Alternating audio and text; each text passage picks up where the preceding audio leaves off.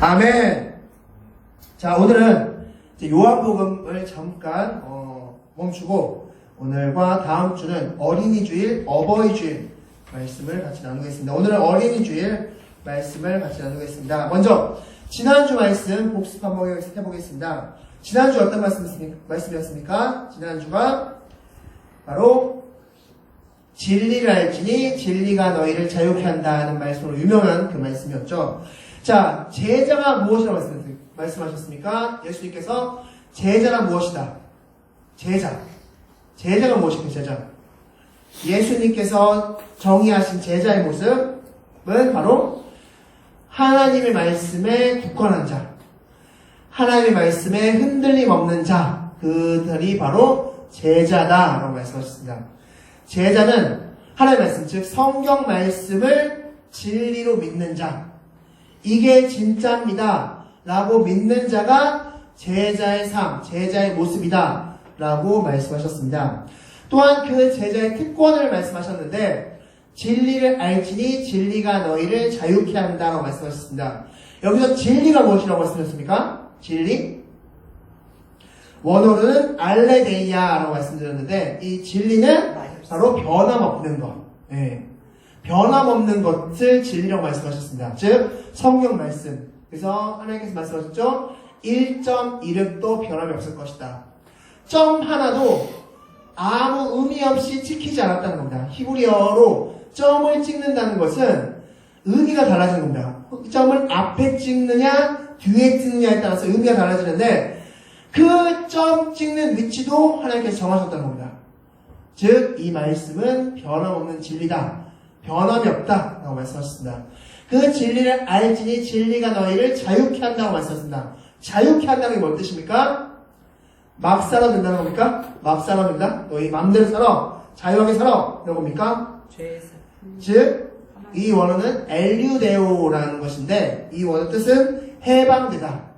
신분을 다시 회복하다 라는 뜻을 가지고 있습니다. 즉 우리가 죄 가운데 묶여 살 수밖에 없는 존재였는데 그 죄 가운데 묶여 살 수밖에 없는 존재가 아닌 죄가 해방된 존재, 죄가 나를 묶지 못하는 존재, 그 자유를 얻는다는 것입니다.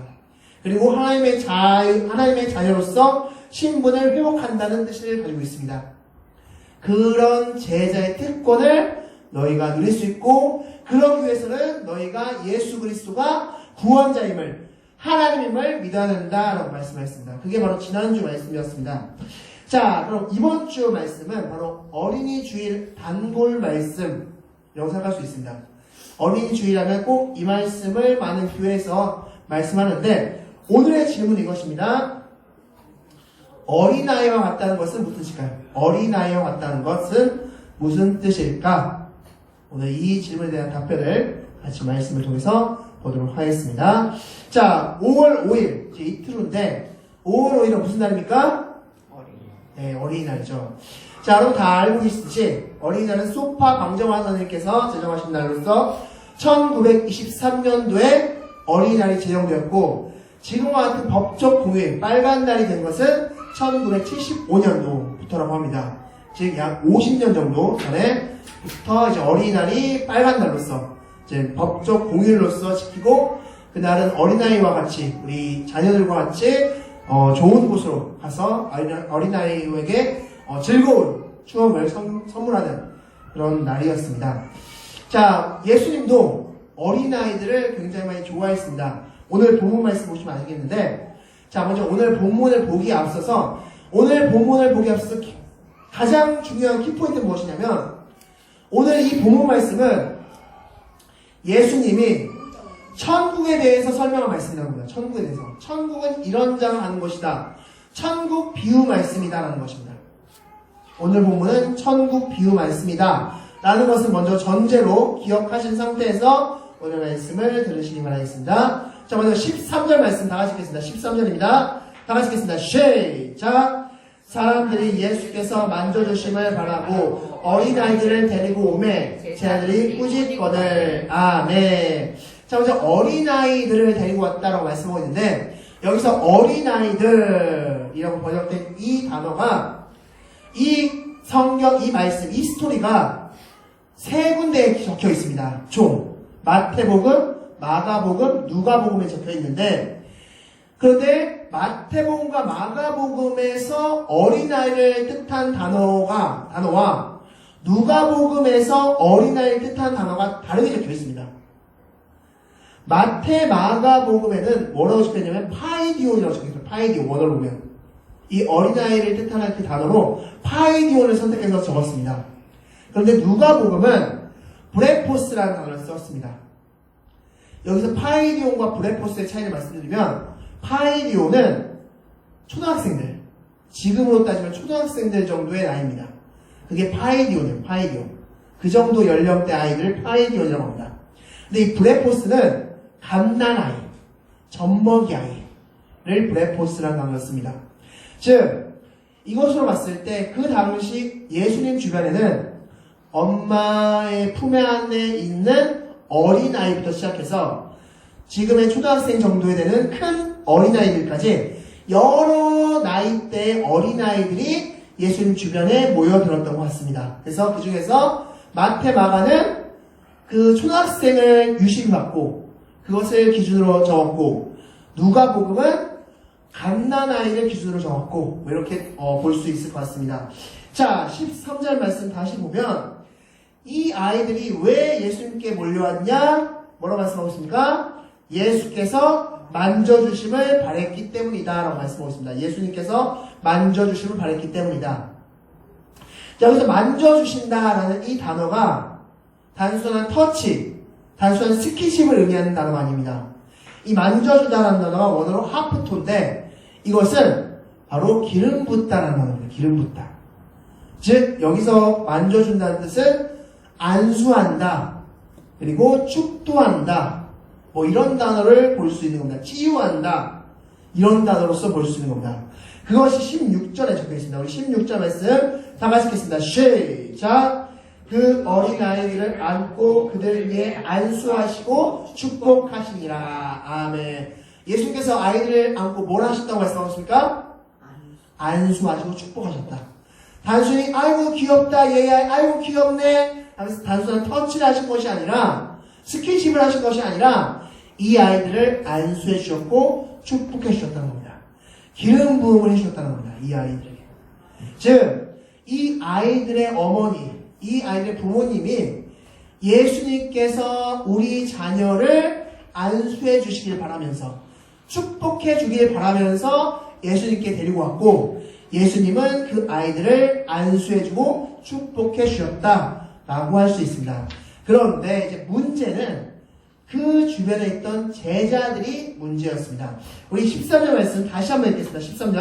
13절. 시작! 사람들이 예수께서 만져주심을 바라고 어린아이들을 데리고 오매 제자들이 꾸짖거늘. 자, 어린아이들이 예수님께 왔는데 제자들이 꾸짖었다라고 말씀하셨어요. 꾸짖었다. 이 꾸짖었다라는 단어가 원어로 에피티마오네. 에피티마오. 이 에피티마오의 뜻은 무엇이냐면 값을 정하다라는 뜻입니다. 값을 정하다. 즉 무슨 뜻이냐? 즉 이렇게 해석해 볼 수 있을 것 같습니다. 예수님은 이 당시 제자들의 입장에서 봤을 때 어떤 사람들입니까? 바로 로마로부터 이스라엘을 구원할 자, 로마의 압제로부터 이스라엘을 구원할 자가 바로 예수님입니다. 그 예수님이 근데 지금 어린아이들을 안수하고 축복해주고 우쭈쭈할 시간이 있습니까? 없습니까? 없는 겁니다. 큰일 하셔야 되는데, 정치하셔야 될 인물인데, 그 정치하고 큰일 해야 될 예수님이 하찮게 예수님 어린아이들 안수하고 축복해주고 우쭈쭈해주고 이럴 시간이 없다는 겁니다. 그것은 값을 정해보니까 너무 하찮은 거란 겁니다. 예수님, 아니 예수님 지금 하찮게 뭐 하는 겁니까? 이 애들 뭐가 대단하다고 이 아이들 뭐라고 하는 겁니까? 예수님 빨리 정치하시죠. 빨리 우리 큰일 하러 갑시다. 하면서 예수님을 지금 닥달하고 이 아이들을 데리고 온 부모님들을 혼내고 있는, 꾸짖고 있는 상황이다라고 볼 수 있습니다. 자, 그런 모습을 보고 예수님께서 어떻게 말씀하셨습니까? 14절 말씀 다 같이 읽겠습니다. 시작! 예수께서 보시고 노하셔 이르시되 어린아이들이 내게 오는 것을 용납하고 금하지 말라. 하나님의 나라는 이런 자의 것이니라. 아멘. 노하셨다라고 말씀하십니다. 노하셨다. 화내셨다고 말씀하십니다. 화내셨다. 이 노하셨다의 단어는 아가나크테오라는 뜻인데 이것은 분노하셨다는 뜻입니다. 분노하셨다. 근데 이 분노가 단순한 분노가 아니라 슬픔을 담은 분노. 뭔가 마음이 찢어지는 듯한 분노. 그런 분노를 예수님께서 하셨다라고 말씀하고 있습니다. 예수님은 그 제자들의 모습, 3년 가까이 나와 함께 한 제자들의 모습을 보면서 이들의 이 안타까운 모습, 이 어리석은 모습을 보면서 분노하시면서도 한편으로 슬퍼하셨다는 겁니다. 아, 왜 얘들은 아직까지 안 변할까? 왜 얘들은 이럴까? 라면서 슬픔이 담긴 분노를 하셨다라고 할 수 있는 겁니다. 자, 그렇다면 예수님은 왜 이렇게 분노하셨을까요? 예수님이 분노하신 이유, 그 다음 절에 15절 말씀이 있습니다. 우리 15절 말씀 다 같이 읽겠습니다. 15절 말씀 다 같이 읽겠습니다. 시작! 내가 진실로 너희에게 이르노니 누구든지 하나님의 나라를 어린아이와 같이 받들지 않는 자는 결탄코 그곳에 들어가지 못하리라. 아멘. 자, 진실로 너희에게 이르노니, 여기서 원어는 아멘, 아멘 영어가 있습니다. 아멘, 아멘. 예수님께서 아멘을 2번 사용하실 때는 어떤 의미냐면 이것은 참말이다, 이것은 진짜다 라고 말씀하실 때 아멘, 아멘 하십니다. 그래서 이것은 참이야, 이것은 진실이야 라는 의미입니다. 자, 무엇이 진실입니까? 누구든지 하나님의 나라를 어린아이와 같이 받들지 않으면 천국에 들어갈 수 없으니 진실이라는 겁니다. 너희들이 어린아이와 같이 천국을 받들지 않으면 그 천국에 들어갈 수 없어 라고 말씀하신 겁니다. 여러분들이 어린아이와 같이 천국을 받들지 않으면 천국을 갈 수 없대요. 이 말씀입니다. 지금. 자, 그렇다면 어린아이와 같이 천국을 받든다는 게 무엇일까요? 무슨 뜻일까요? 자, 먼저 이 받든다라는 원어의 뜻은 데코마입니다. 데코마이. 이 데코마의 뜻이 무엇이냐면 손님을 영접하다, 손님을 맞아들이다 라는 뜻을 가지고 있습니다. 즉, 어린아이처럼 천국을 맞아들이지 않는 자는 천국에 갈 수 없다는 뜻입니다. 어린아이들처럼 천국을 맞아들이지, 천국을 손님을 맞아들이지 않는 자는 천국에 갈 수 없다 라고 말씀하십니다. 아멘, 아멘! 이것은 진리야! 라고 말씀하십니다. 그렇다면, 자, 이제 마지막 질문이죠. 가장 중요한 질문이죠. 오늘의 핵심 질문. 어린아이처럼 천국을 맞아들인다는 게 무슨 뜻일까요? 어린아이들처럼 천국을 맞아들인다. 무슨 뜻일까요? 사실 우리 주일학교 예배를 보면 아이들이 별로 천국을 맞아들이는 것 같지 않습니다. 그렇죠? 아이들이 뭐 달란트나 선물, 막 역시 목숨 걸고 막 예배 참석하고 그런 것 같지? 뭔가 천국을 맞아들이면서 하는 것 같지는 않습니다. 그런데 예수님은 어린아이와 같이 천국을 맞아들이지 않으면 천국에 갈 수 없다고 말씀하십니다. 그렇다면 어린아이와 같이 천국을 맞아들인다는 게 무슨 뜻일까?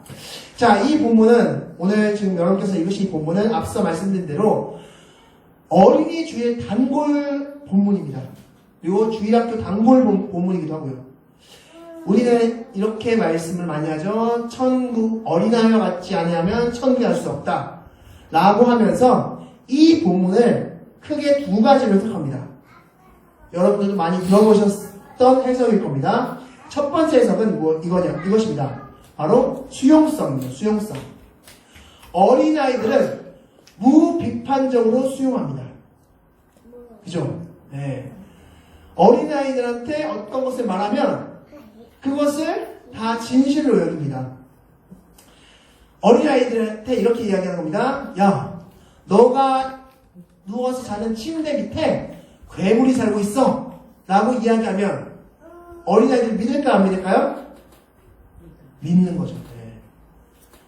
좀만 크면, 머리가 좀 큰 아이들 같은 경우에는 거짓말, 어떻게 여기 이 좁은 데서 괴물이 살고 있어요? 하면서 비판하겠지만 어린아이들은 다 믿습니다. 그리고 잘 때 엄마 무서워 하면서 부모님한테 가겠죠. 그리고 그 침대 밑에 안 쳐다보려고 애쓸 겁니다. 그게 바로 어린아이들의 모습입니다. 수용성, 무비판적인 수용성입니다. 자, 즉 이 본문에 이렇게 해석하는 겁니다. 여러분, 어린아이와 같지 않으면 천국에 갈 수 없다고 말씀하셨습니다. 어린아이가 어떤 아이입니까? 어떤 모습입니까? 어린아이들은 무조건 다 수용하지 않습니까? 여러분들도 하나님의 말씀이 전파되면 비판하지 말고 의심하지 말고 다 믿으셔야 됩니다. 그런 자가 천국에 갈 수 있습니다. 라고 이야기합니다. 맞을까요? 어린아이들이 무비판적으로 수용하듯이 말씀을 받을 때, 말씀을 믿을 때 비판하지 말고 무조건적으로 믿어야 된다. 그런 자가 천국에 갈 수 있다. 라는 의미로서 예수님께서 말씀하신 걸까요? 자, 말씀을 통해서 보도록 하겠습니다. 사도행전 17장 11절 말씀 다 같이 읽겠습니다. 시작! 베레아에 있는 사람들은 데살로니가에 있는 사람들보다 더 너그러워서 간절한 마음으로 말씀을 받고 이것이 그러한가 하여 날마다 성경을 상고함으로. 아멘. 자, 성경을 상고한다. 성경을 고민한다. 성경을 연구한다. 분석한다. 라고 말씀하고 있습니다. 바울이 베레아에서 바울이 3차 전도여행을 할 때 그 베레아에 있는 사람들은 말씀이 선포되면 그 말씀이 진짜인가 가짜인가, 말씀이 정말로 그러한가를 매일매일 상고했다는 겁니다. 그래서 바울에게 다음에도 다시 이 말씀 들려주세요 라고 했다는 겁니다. 즉 베레아에 있는 사람들은 말씀을 들려오면 그것을 무비판적으로 수용한 것이 아니라 이 말씀이 정말 참인가? 진짜 그런가? 를 항상 상고했다는 겁니다. 성경은 그 어디에서도 덮어놓고 믿으세요 라는 말씀을 한 번도 한 적이 없습니다. 자, 갈라디아서 1장 17절 말씀 더 보겠습니다. 다 같이 읽습니다. 시작! 또 나보다 먼저 사도된 자들을 만나려고 예루살렘으로 가지 아니하고 아라비아로 갔다가 다시 다메섹으로 돌아갔노라. 아멘. 자, 바울이 이제 사울에서 바울로 변화됐습니다. 다메섹 도상에서 예수님을 만나고 그 다메섹으로 가는 길가에서 예수님을 만나고 변화되었습니다. 자, 그리고 다메섹에서 며칠 동안 사역을 했습니다. 사역을 하고 나서 그 다음에 행선지가 동북격인 예루살렘으로 갈 줄 알았는데 예루살렘으로 가지 아니하고 어디 갔다고 말씀하고 있습니까? 아라비아로 갔다고 말씀하셨습니다. 아라비아. 이 아라비아로 가서 몇 년 동안 있었느냐? 3년 동안 있었습니다. 3년 동안. 3년간 아라비아에 있었다라고 말씀하고 있습니다. 자, 그럼 3년 동안 아라비아 그 사막에서 무엇을 했을까요, 바울이? 성경학자들은 크게 두 가지를 얘기하고 있습니다. 첫 번째는 회개. 예수를 믿는 자들을 박해한 것에 대한 회개. 그 회개를 3년 동안 철저히 했을 것이다 라고 말씀하십니다. 두 번째, 바울이 무엇을 했느냐? 성경 연구, 성경 상고를 했을 것이다. 즉 그는 가말리엘 문화생입니다. 이 당시 가말리엘 문화생은 지금으로 따지면 서울대학원생입니다. 쉽게 말하면 가장 높은 학문의 그 학교가 가말리엘 문화생입니다. 문화원입니다. 그것의 학생이었습니다. 그러므로 그는 유대교에 철저히 교육받았던, 세례받았던 그런 사람이었을 겁니다. 그런 사람이 예수를 만나고 복음을 들었습니다. 그 3년 동안 바울은 자신이 지금까지 배웠던 유대교와 복음을 비교해 보았을 겁니다. 무엇이 진짜인가? 무엇이 참인가? 성경을 읽고 또 읽고 또 읽고 또 읽고 또 읽으면서 무엇이 진실인가를 고민해 봤을 겁니다. 그래서인지 3년 동안 아라비아 사막에 있은 다음에 그가 다시 다메섹으로 갔다가 그 다음에 안디옥으로 가서 그 안디옥에서부터 파송 받았는데 그로부터 5번에 걸쳐서 전도 사역을 했는데 그 전도 사역 동안 한 번도 망설임이 없었습니다. 한 번도 이게 진짠가? 복음이 진짠가? 진짠가? 아니 내가 믿는 유대교가 진짠가? 고민 1도 안 했습니다. 끝까지 밀어붙이다가 마지막엔 순교했습니다. 즉 그는 이 아라비아 3년 동안 말씀을 연구하고 고민하고 해석하고 말씀이 정말로 그러한가 열심히 고민했을 겁니다. 무슨 소리입니까? 다시 말씀으로 돌아가면 어린아이와 같다는 이 의미는 어린아이들처럼 성경을 무비판적으로 그냥 믿어! 그래야지 천국 갈 수 있어! 라는 의미가 아니라는 겁니다. 성경은 어디에서도 그냥 덮어놓고 믿으라고 하지 않는다는 겁니다. 여러분도 마찬가지입니다. 여러분도 고민해 보십시오. 말씀을 고민하고 성경을 고민하고 이 말씀이 정말 진실한가 그리한가 고민하시면서 말씀을 보시고 신앙생활 나가시는 그런 여러분들이 되시기 바라겠습니다. 첫 번째, 수용성은 아니라는 겁니다. 두 번째, 어린아이의 두 번째 특징이 무엇입니까? 바로 순수하다는 거죠. 순수하다는 거. 자, 옛날 프로그램, 옛날 90년대 프로그램 중에 전파 견문록이라는 프로그램이 있었습니다. 네, 옛날에 했던 프로그램인데 제가 그 어린아이의 순수함을 표현할 수 있는 문제를 몇 가지 가져왔습니다. 한번 맞춰보시기 바랍니다. 첫 번째 문제입니다. 엄마가 하면 동생이 안 보여요. 무엇일까요? 엄마가 하면 동생이 안 보여요. 엄마가 하면 동생이 안 보여요.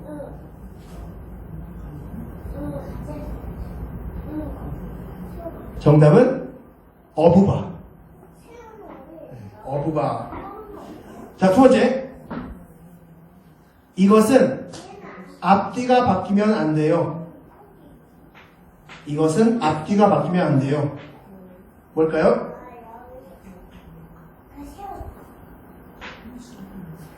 인어공주. 자, 세 번째. 엄마가 일어나면 아빠는 책을 봐요. 엄마가 일어나면 아빠는 책을 봐요. 무엇일까요?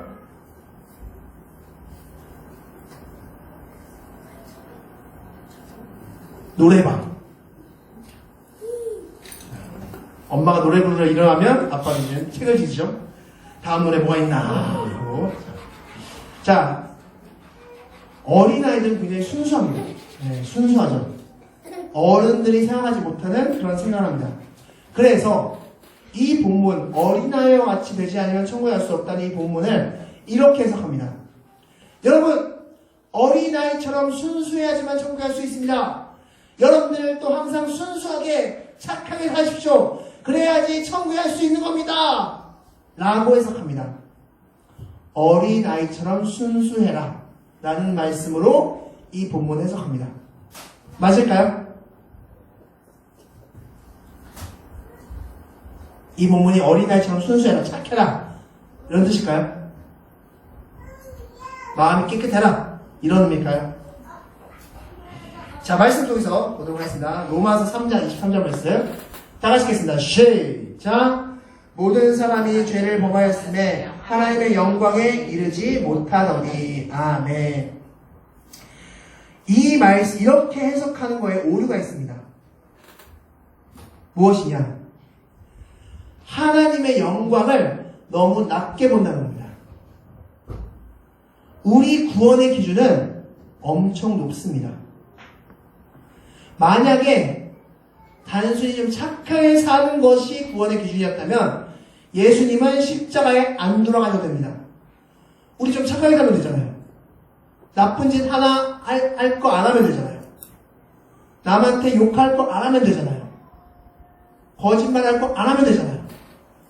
그럼 천국 가는 거잖아요. 예수님이 죽을 필요가 없습니다. 하나님의 영광은 여러분이 생각하는 것만큼 낮지 않습니다. 엄청 높습니다. 613가지 율법 다 지켜야지만 여러분 구원받는 겁니다. 쉽게 말하면. 그거 다 지킬. 그것도 단순한 행동적인 것이 아니라 마음, 생각, 또 다 하나님 뜻에 맞춰야 됩니다. 하실 수 있으십니까? 나는 그렇게 해서 천국 갈 수 있습니다.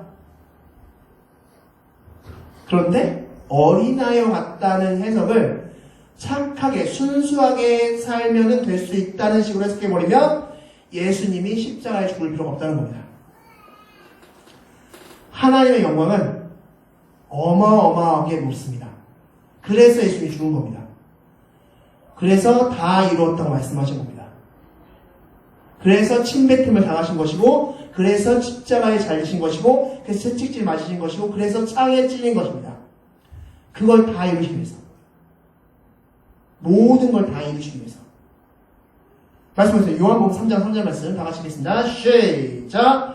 예수께서 대답하여 이르시되 진실로 진실로 내게 이르노니 사람이 거듭나지 아니하면 하나님의 나라를 볼 수 없느니라. 아멘. 자, 여기서는 뭐 하지 않으면 하나님 나라를 볼 수 없다고 말씀하십니까? 거듭나지 아니하면. 쉽게 말해서 다시 태어나지 아니하면. 교회 몇십 년 동안 다녀도 너가 거듭나지 않으면 천국 갈 수 없어라고 말씀하시는 겁니다. 구원받을 수 없어라고 말씀하시는 겁니다. 거듭나지 아니하면. 이 거듭난다는 건 다시 쉽게 설명하면 죄가 죄인 줄 알지 못하면입니다. 죄가 죄인 줄 알지 못하면. 그럼 천국 갈 수 없다는 거예요. 죄가 죄인 줄 깨달아야지만이 너희가 천국 갈 수 있다는 겁니다. 내가 하는 이것이 죄인 것을 너가 철저히 깨달은 자만이 천국 갈 수 있다라고 말씀하시는 겁니다. 단순히 착하게 사는 것 정도로 천국에 갈 수 있다라고 말씀하지 않으셨다는 겁니다. 다시 말씀 돌아가면 어린아이와 같다는 의미는 단순히 순수하게 살라, 착하게 살라 라는 의미가 아니다 라는 것입니다. 성경은 그 정도로 천국 갈 수 있다고 말하지 않는다는 겁니다. 자, 그렇다면 도대체 어린아이처럼 천국을 받들지 않는 자, 받드는 것, 어린아이처럼 천국을 받든다는 게 도대체 무슨 뜻일까? 지금부터 말씀드리겠습니다. 예수님께서 이 어린아이들의 특징 중에서 눈여겨본 특징이 하나 있습니다. 바로 의존성입니다. 의존성. 의존한다. 어린아이들은 부모님을 철저하게 의존해야 됩니다. 만약에 여러분 자녀가 다 이 어린아이들이 갑자기 이렇게 얘기하는 겁니다. 엄마 아빠 저 내일부터 모유 안 주셔도 돼요. 엄마 아빠 지금부터 저 안 재우셔도 되고요. 저 안 키우셔도 되고요. 저 목욕 안 시켜주셔도 되고요. 제가 옷 알아서 잘 준비할 거고요. 제가 살 집 알아서 마련할 거예요. 제가 알아서 할게요. 라고 이야기할 수 있을까요? 갑자기 어린아이가 내일부터 독립을 선언합니다. 저는 필요 없어요. 필요 없어요. 이렇게 할 수 있습니까? 없습니다. 어린아이는 자신의 생존을 위해서는 누가 도움이 필요합니까? 부모님의 도움이 필요합니다. 그 특징을 예수님께서 보신 겁니다. 어린아이 같이 천국을 받아들인다는 뜻은 천국이 마치 어머니 아버지처럼 나를 살릴 것이라는 것을 확실히 믿고 끝까지 붙든다는 겁니다. 지금. 여러분이 구원받지 못하면 나는 죽습니다. 엄마 아빠가 나한테 젖을 먹여주지 않고, 엄마 아빠가 나를 목욕시켜주지 않고, 엄마 아빠가 나를 옷을 입혀주지 않고, 엄마 아빠가 따뜻한 집안에서 침대에 나를 눕혀주지 않으면 나는 죽습니다. 천국에 가지 않으면, 구원받지 않으면 나 죽습니다. 라고 고백하지 않는 자는 천국에 갈 수 없다는 겁니다. 지금. 반대로 나는 천국에 가야지만 살 수 있는 존재입니다. 나는 지금 하나님 필요한 존재입니다. 하나님 도와주세요. 하나님 도와주세요. 하나님 나 어린아이처럼 하나님 도움 없으면 나 1분 1초도 못 사는 사람인 거 알잖아요. 도와주세요. 라고 외치는 사람이 천국에 간다는 겁니다. 지금. 의존성. 이게 바로 그 말씀입니다. 누가복음 16장 말씀에 두 인물이 나옵니다. 부자와 거지 나사로. 그 중에 부자는 지옥에 갔고 나사로는 천국에 갔습니다. 왜 갈렸을까요? 부자는 누가복음 18장 25절 말씀처럼 부자가 천국 가는 것이 낙타가 바늘기 들어가는 것보다 어렵다고 말씀하신 것처럼 부자는 하나님 필요 없습니다. 이 부자와 나사로에 나오는 부자는 매일마다 잔치했던 부자입니다. 돈이 너무 많아서 잔치를 해도 모자라 그냥 돈이 넘쳐나는 그런 부자였습니다. 그 부자는 하나님 필요 없었습니다. 하나님 뭔데? 나 돈 많고 지금 이렇게 좋은데 굳이 하나님 믿어야 돼? 안 믿어도 돼. 굳이 시간 아깝게 이렇게 하나님 믿으려고 그래. 나 다 필요 없어. 그리고 그는 지옥에 갔습니다. 나사로. 그는 떨어진 음식을 주워 먹으면서 그리고 개들이 헌데 상처난 곳을 핥으면서 그렇게 살았던 사람이지만 그래서 그는 하나님 필요합니다. 나는 정말 필요해요. 하나님 도와주세요. 하나님 도와주세요.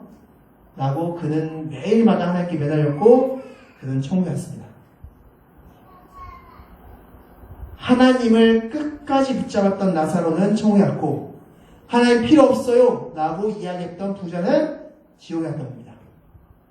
그게 바로 천국과 지옥을 나눈 이유다라고 할 수 있습니다. 그래서 성경은 이렇게 말씀하십니다. 마태복음 11장 11절 말씀 다 같이 읽겠습니다. 시작! 세례 요한의 때부터 지금까지 천국은 침노를 당하나니 침노하는 자는 빼앗느니라. 아멘.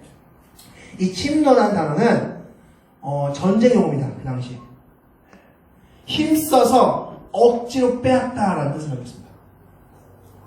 그러니까 어떻게 해서든지 빼앗는 겁니다. 어떻게 해서든지 내가 이 땅 빼앗겠다. 이 땅 차지하겠다. 어떻게 해서든지 하는 겁니다. 이게 바로 침노입니다. 침노. 천국은 침노하는 자의 것이다 라고 말씀합니다. 하나님 도움 없으면 안 됩니다. 하나님 도와주세요 라고 하지 않으면 천국에 갈 수 없다라고 말씀하셨습니다. 그게 바로 어린아이처럼 하나님께 의존하라라고 말씀하신 겁니다. 말씀 정리하겠습니다. 어린아이의 특징, 바로 어린아이는 부모님께 의존하는 특징이 있습니다. 즉 우리 또한 어린아이처럼 천국을 대하지 않으면 우리는 천국의 백성이 될 수 없다고 아멘 아멘 말씀하셨습니다. 여러분 스스로 고백해 보시기 바랍니다. 하나님, 나는 죄인입니다. 나는 하나님 없으면 아무것도 할 수 없습니다. 라고 고백하시고 그 고백대로 살아가시고 그 고백대로 하나님께 의존하시는 그런 여러분들이 되시기 바라겠습니다. 기도하시겠습니다.